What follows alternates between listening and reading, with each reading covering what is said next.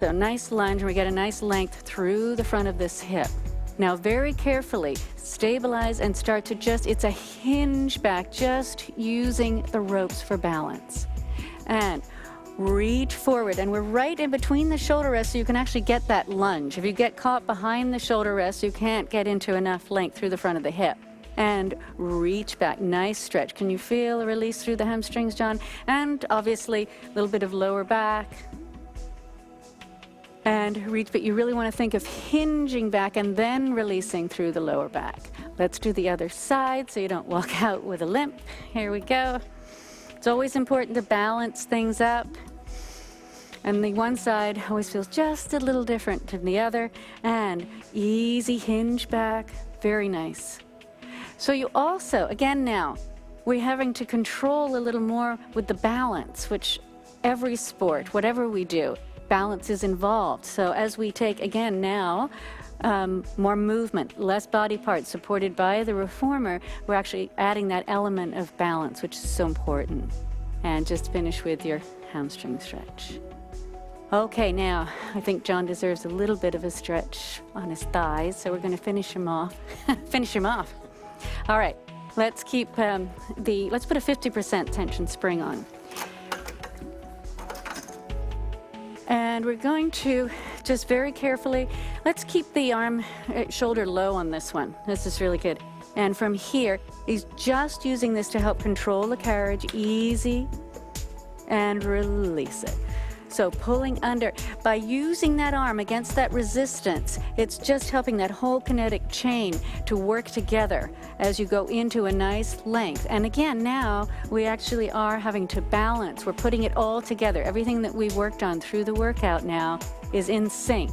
So you can go out and be the best athlete you ever wanted to be. Let's go on the other side.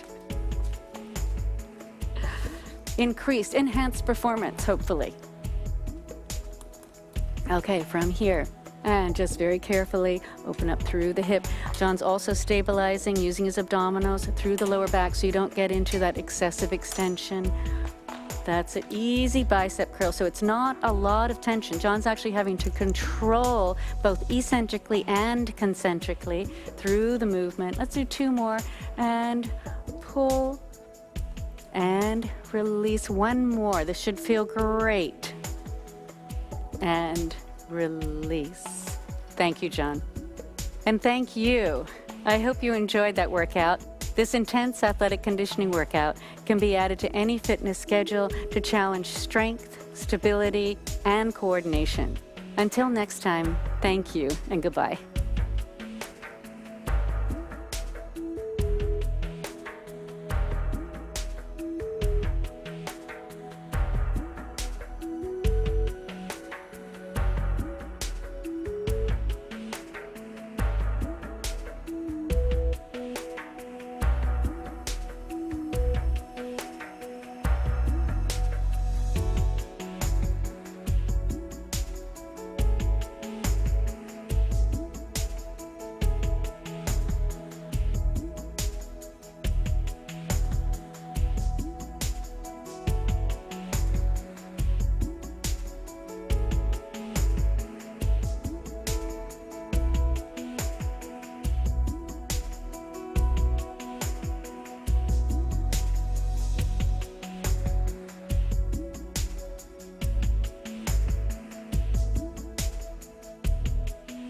Merrithew Health and Fitness is a name synonymous with the highest quality and finest manufacturing materials in the health and fitness industry. Stop Pilates equipment, manufactured and engineered by Merrithew Health and Fitness, is used by studios worldwide and recognized as the professional's choice. To find out more about Stop Pilates, Zenga, or our athletic conditioning line, visit Merrithew.com or email info@merrithew.com. Merrithew.com is the only one-stop health and fitness destination and e-store of its kind, featuring high-performance physical training equipment for any commercial fitness facility, health studio, or home gym.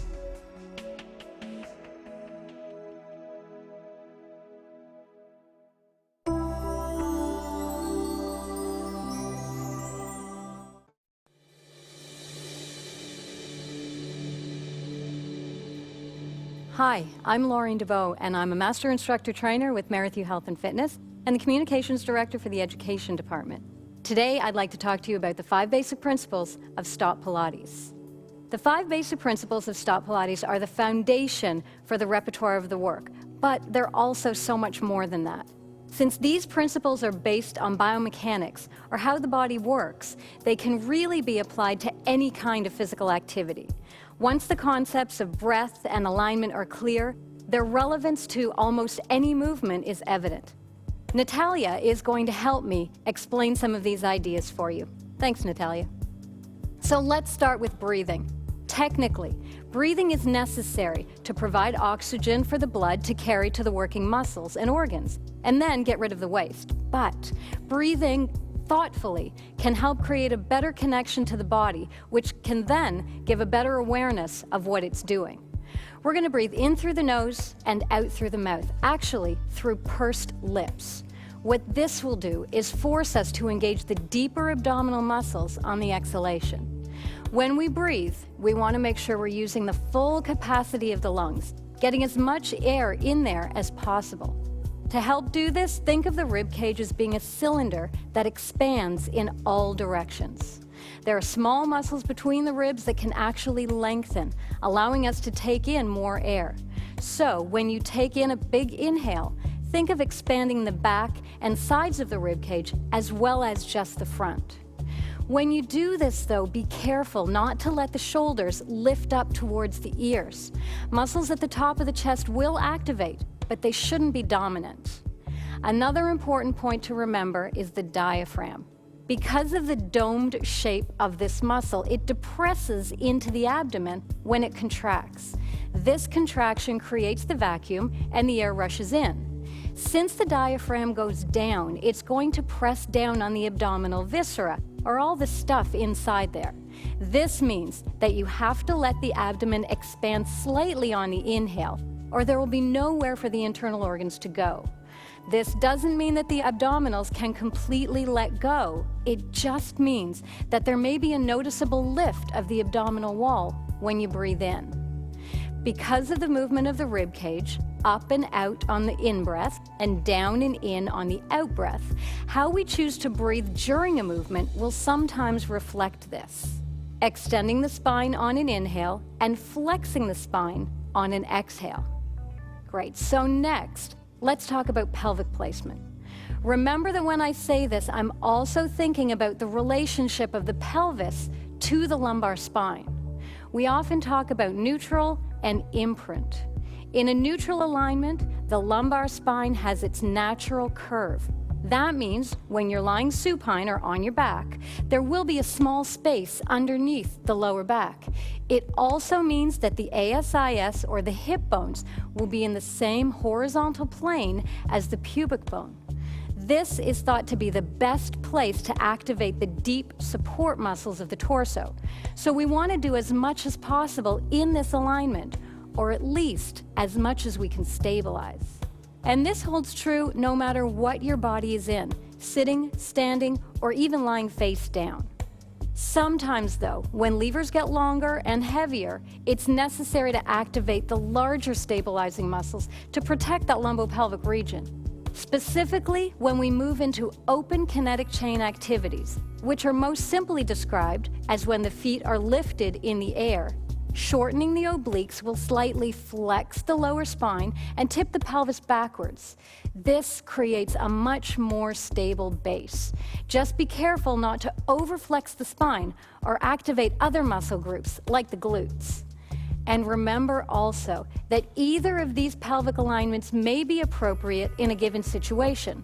For example, an imprint can be used even in closed chain movements if a little extra stability is needed. And conversely, once enough strength is developed in the abdominals, a neutral placement could be maintained even with long legs lifted in the air.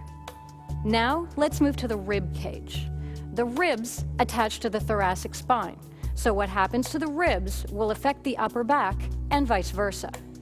I already talked about how the breath affects the rib cage and movement of the spine, so now let's look at the relationship between the ribs and the pelvis. back to our neutral alignment again. Here, the back of the ribs should be lying against the mat, and there should be an awareness of the connection of the ribs to the pelvis. Allowing the ribs to lift up off the mat when supine means that the thoracic spine is extending and the abdominal engagement has been lost. Another thing is that the thoracic vertebrae, or the bones in the upper back, can rotate farther than anywhere else in the spine. So during rotation, there should be some focus on the movement of the rib cage. In any case, there should always be some link between the rib cage and the pelvis, keeping everything in its best possible alignment. And now to the shoulder, and we'll look at both stability and mobility. Keep in mind that when we talk about stability, it doesn't necessarily mean holding something completely still and not letting it move, but instead letting it move when necessary and only as much as necessary. Since the scapula, or the shoulder blades, have no bony attachment to the spine, there's a lot of movement available to them. Up and down, forwards, backwards, in circular patterns, or in any combination. But like the rest of the body, we need to find a good neutral placement and move from there. That position should let the arms move freely without getting stuck or being painful. Good movement of the scapulae will also help this. Bring your arm down to here. Now, as Natalia lifts her arm to the side, you can see how the shoulder blade rotates around, keeping the arm supported and stable. If this didn't happen, the range of motion would be affected, and likely so would her strength and stability. So remember to be aware of how the shoulder blade should be moving when the arms are involved, and allow that movement to happen. And finally, we get to the head and neck. The cervical spine is the last piece of the spinal column to discuss. Like the lumbar spine, it has a curve that is convex anteriorly or curved to the front. Having good alignment in the neck will keep the head in a good place and likely minimize stress in that area. So once again, lying on the back is a good place to start. Here, the nose and the gaze should be straight up to the ceiling. This looks good. The trick is learning how to lift the head off the mat without creating too much tension. So we start with the craniovertebral flexion. This is a tiny little movement of the head on the top vertebra of the spine. Once that's been established, we continue into a more pronounced flexion of the cervical spine, which will stabilize and protect it against the weight of the head. Very similar to how the imprint protected the lumbar spine from the weight of the legs. Keeping the shoulders in a good place will add to the ease and fluidity of the movement. Keep in mind also that the head and neck should follow whatever line is created by the thoracic spine. So if the upper back is in flexion, so should the cervical spine. The same goes for rotation, and when in a prone position, so come onto your stomach, and extending the thoracic spine, the neck should continue that line and not become overextended or crunched up. Lastly, don't forget that where you are looking will have an effect on what is happening to the head and neck. If you're sitting, so come on up to sitting, look straight ahead to keep things properly aligned. Looking down will flex the neck and disrupt the line. So there you have the Stop Pilates 5 basic principles. If you can incorporate these ideas in everything you do, your movements will become more efficient and your training will be even more effective. So the next time you open your car door, pick up your tennis racket or that 20-pound weight, or get ready to do the hundreds, think closely about where your body is and what it's doing. Thanks. Thanks, Natalia.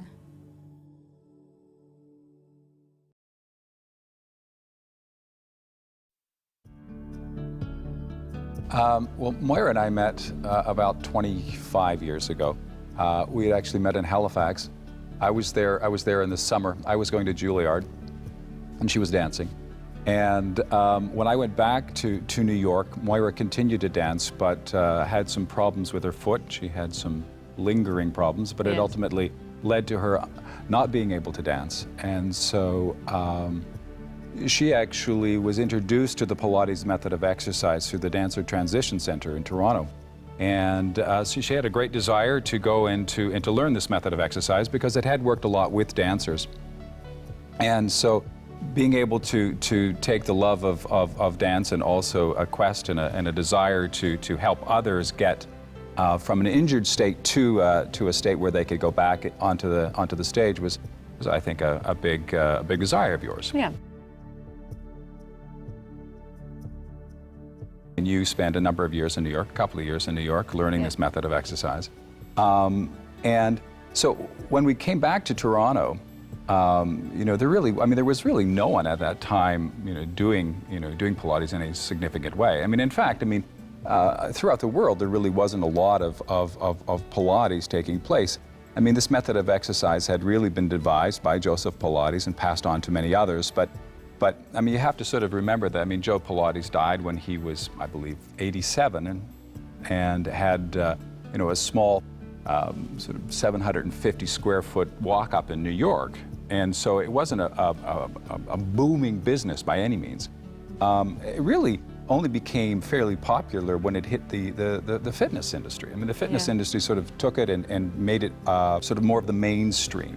Right, the mainstream fitness community really made it more known within the public, and I think that gave not just us but many people an opportunity to build businesses, to build opportunities, to really professionalize this method of exercise.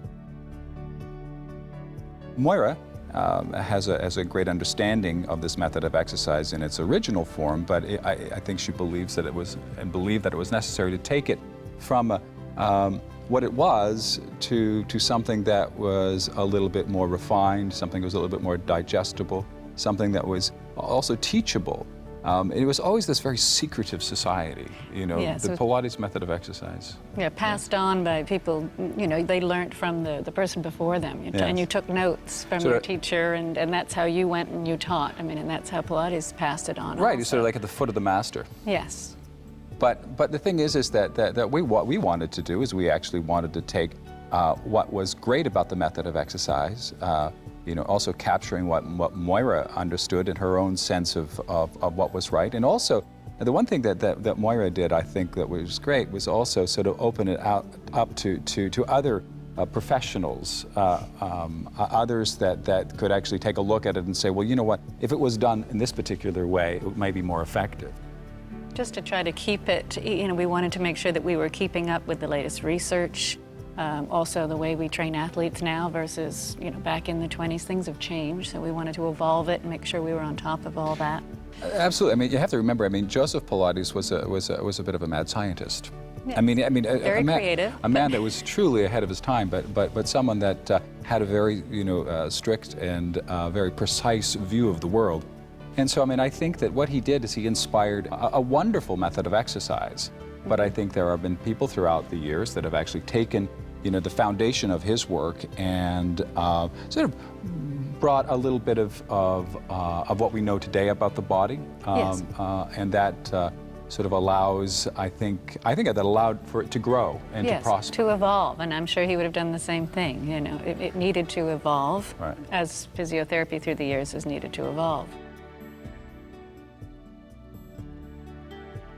Our contribution, we felt that it was important to structure a training program to allow instructors to learn this method of exercise and to go out and to teach it. And in some cases, they teach for others. In some cases, they teach for themselves. For some of them, it's a business. For others, it's a passion. It's a labor of love. But from our perspective, we've always felt that it was really important to try to add professional value to the instructors' lives, to enhance their ability to make a living and to do what they love to do. One particular piece, the reformer, which most people are familiar with, that was a bit of a challenge for us. Yes. It was actually acted as our dining room table for a number of years, many of the prototypes. It was... as it evolved. It was a big part of our life, actually. But The one thing that I do remember quite vividly was the time that we felt that we'd actually had this one piece of equipment that we had thought would make a bit of a splash in the Pilates community.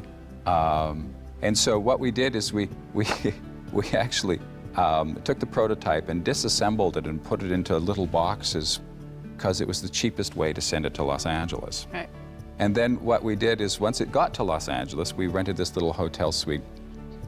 And we had previously, we invited, I don't know, about 100 people that we were sort of in some way connected with distantly, but that they would like to come and see this. And so this weekend in this small little suite in Los Angeles, we put this reformer back together, and I would say probably 50 or 60 people came through that door that weekend. And all of a sudden it seemed to us that we were now in the equipment business.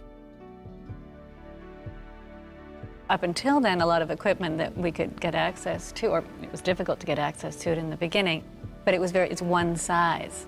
And of course, Lindsay being quite a bit taller than me, you know, we'd go through and he just wouldn't feel it the same way. And so he had a passion to evolve this equipment so that, you know, we could both feel it the same way. So there was a tremendous amount of adjustability that you'd put into this, which had taken a lot of trial and error, but people really appreciated that. I think when they got on there, it was, you know, a different feel and a lot more adjustability and very smooth, and they liked it. They liked the feel. Yeah.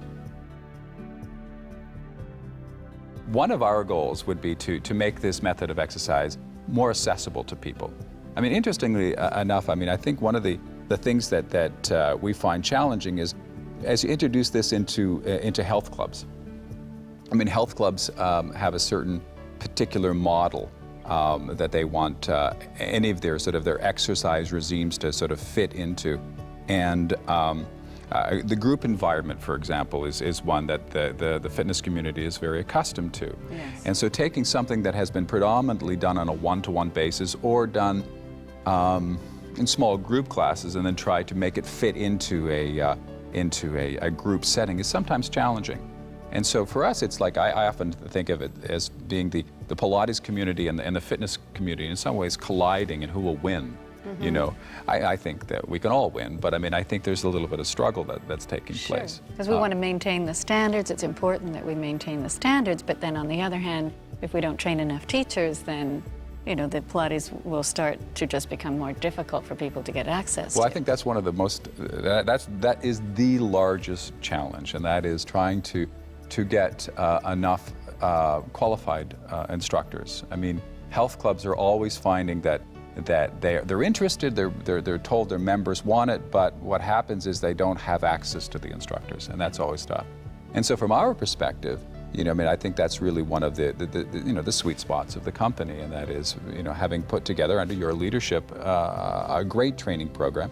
I mean, we have trained in excess of 13,000 instructors around the world today, which is, you know, quite an accomplishment.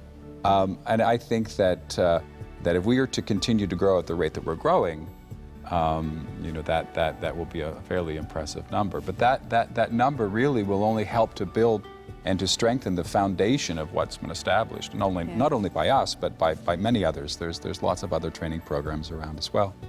And so, I mean, from our perspective, you know, building this, you know, sometimes I guess you feel a bit like a pioneer. You know, you are helping to build the foundation of something that is wonderful. I mean, you know, Joe Pilates inspired something that was quite significant. You know, and I think, as you said earlier, you know, if he was alive today, I'm sure that what he would be doing is, you know, taking all of these new ideas, these new thoughts, and trying to incorporate it into what he does. Yes. So in some ways, it's just sort of a passing of a torch. One of our mandates in the beginning was to document everything, every breath, and hence we developed the manuals with a very strong team. And the DVDs have evolved from just trying to make it easier for people to train, because for a long time, as we said before, it wasn't documented. No. So it was very difficult to pass it on. So the more we can come up with the teaching tools to get the instructors out there, you know, the more successful hopefully the instructors will be. Well, I mean, the DVDs have acted as a wonderful way of being able to take information and pass that information on to others. Especially, I mean, we live in a very global community, and many of the instructors I mentioned in excess of 13,000. I mean, they come from all over the world. I would say that we have instructors, I think it's in 30 different countries today. Yeah. Which is, I guess it's just a sort of a testament to the interest of this method of exercise around the world. And I think that also presents a bit of a challenge too, because for us, I think that if you go into somebody else's country and want to do business, you also have to communicate in their language. Yes. And so, you have to find ways of being able to translate the material. I guess there's really four pillars to our business. There's the equipment company, there's the education company, and then there is the studio component of our business. And also, we've actually entered into the retail business as well. And these are all very synergistic in nature.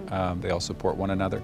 But I would say that our primary goal is to really add professional value to the instructors that we work with on a day-to-day basis. Yeah. Either through ourselves, the instructors that you have working directly with you, or through the licensed training centers. I mean, that's something we've not really spent much time talking about. The licensed training centers, they are a relationship that we covet. We have they're very, very, very important to our world. Essentially, what a licensed training center is where they actually train many of the instructors. I said earlier that we actually have in excess of 13,000 trained instructors around the world today. Well, a lot of those trained instructors go to licensed training centers. And so that's a really important part of what we do. Well, I think it has, it evolved from, the original method of exercise that Joseph Pilates pioneered. And then, we originally started working with, physical therapists, physiotherapists, to just make sure that it was more in keeping with current research and how we were dealing with injuries.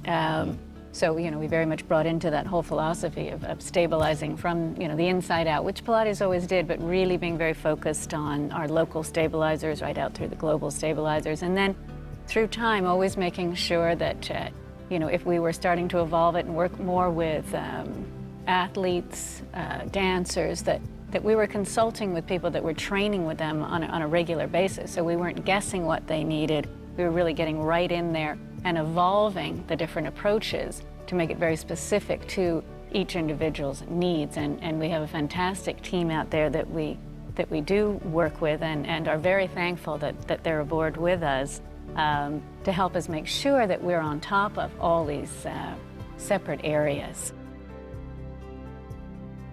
The one area which we have a particular interest in too, actually, and one is sports-specific programming and also in rehabilitative programming. And both of those approaches are slightly different. So it's really important for us to actually look outside of our world to the experts that are out there that can help us complement. We often like to think that what we do dovetails nicely with other things, and so it's important to go out there and seek expert advice in that area. Yes, so that we always, in our training philosophy, we always train the instructor. They all learn those strong fundamentals to begin with. So they're all doing the same course to begin with.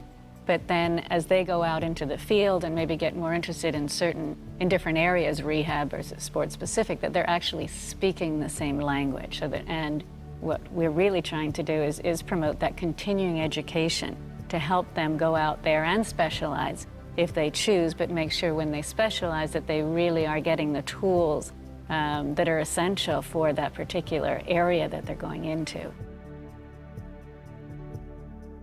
During that career, I was plagued with this injury and always had to stop after the season was over and take time off and then madly try to get back in shape and compensated a lot and was always sort of, after I stopped, interested in trying to put something together for the dancer, because at that time there was no conditioning for dancers. We didn't want to build bulk, you know, so you got back and you just compensated until you get back on stage, and that was the only way you got a paycheck, and so you couldn't take time off.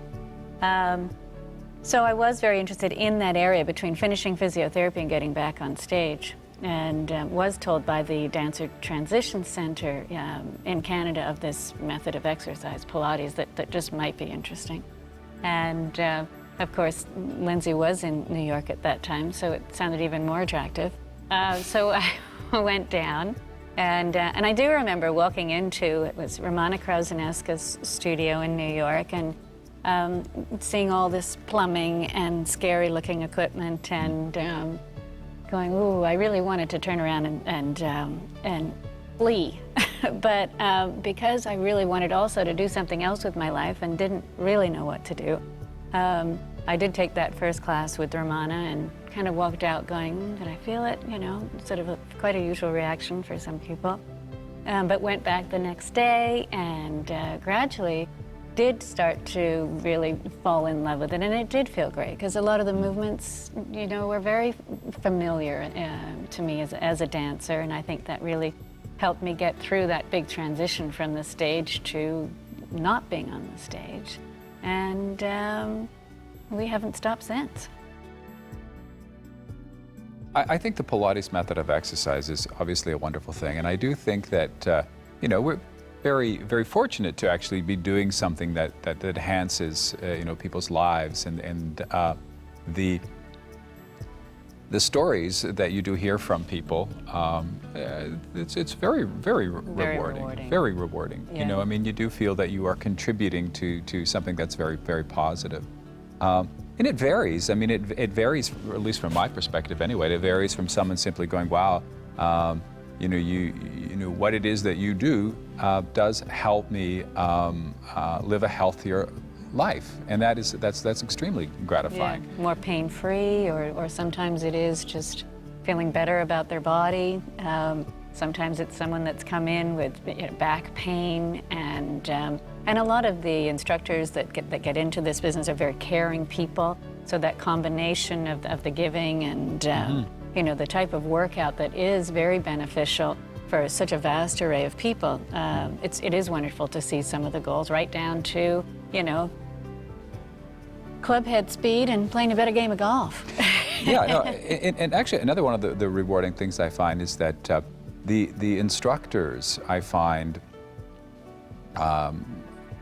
are engaged in this method of exercise for all the right reasons. They want to help people. They want to do good things for other people. And I think that sense of goodness is something that does transfer. And I think it's a wonderful thing. And to be a part of that, I think, is wonderful. So sort of almost vicariously living through other... Through them, that's Yeah. right, because they're getting, that's right, they're getting that feedback, and it is wonderful, and they get very excited when Sure, they, it is. they get that, yes. It is, and also I think, and also, you know, another interesting thing about this, I guess, this journey that we've been on is that we've met lots and lots of people, but it is wonderful to be around people that are so passionate and so high-spirited and so positive about what it is they do.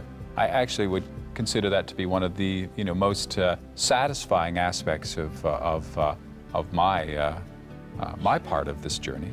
Well, and also too that, you know, we talk about the instructors, but there's been some incredible people that we've had with our team, Yes, right that's from the very start, that share that same passion. They might not be the instructor, that they're behind the scenes. They're either marketers or they're, you know, the guys that work on our equipment, and you know, they're all part of the big picture that goes out there to that end reward for everybody. And I think that's actually very important, Moira. I mean, I think that, you know, surely it's not just you and I. Right. I mean, we have been, you know, literally surrounded by a lot of really, really great people that are very passionate and very talented and have made this a meaningful part of their life, and it's humbling, actually. You know, that we have been doing this and we have been a part of their lives, and because it's surely not just us. And I think that anybody that's ever, you know, been involved in a company they know that it takes, what do they say? It takes many takes a village, I think, to raise a child. Well, you know, to raise a company, it takes at least that. Maybe a Yes. big city, but you know, it's been fun and it's been encouraging and it's been you know, quite a wonderful thing. And I hope to think there's many more chapters too. So it'll be Yes, This is we've been just, very lucky. just another chapter. Yes.